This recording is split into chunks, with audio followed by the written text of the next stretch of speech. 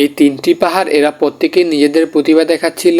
এদের মধ্যে প্রথম পাহাড়ের ভিতরে রয়েছে তেলের খনি, আর সেই পাহাড়টি সেখান থেকে তেল নেয় আর মোচ বানায়। আর তাদের দ্বিতীয় পাহাড়ের মধ্যে ছিল সোনার খনি, তো সেই পাহাড়টি সেই স্বর্ণ দিয়ে অনেক মজা করছিল। তাদের মাঝে তৃতীয় পাহাড়ের ভিতরে ছিল আগুনের খনি, পাহাড়ের ভিতরে অনেক বেশি আগুন ছিল, তারা ওই আগুন নিয়েও দুষ্টুমি করে। কিন্তু তাদের পাশে একটি ছোট পাহাড়ও ছিল, ওই ছোট পাহাড়টি দেখতে পায় তার ভিতরে মাত্র একটি গাছের বীজ রয়েছে। সেই গাছের বীজ দেখে সেই বড় পাহাড়গুলো হাসাহাসি করছিল, আর তারা বলতে থাকে, তোমার ভিতরে মাত্র একটি গাছের বীজ, এই নাও তোমার গাছের বীজ, এই বীজ দিয়ে আমরা কি করব?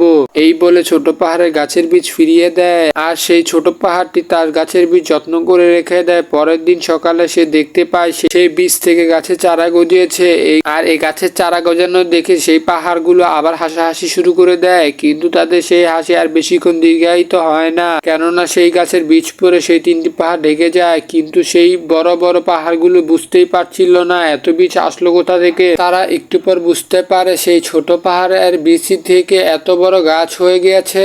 বন্ধুরা, ভিডিওটি ভালো লাগলে লাইক করে, সাবস্ক্রাইব করে, কমেন্ট করে যাও।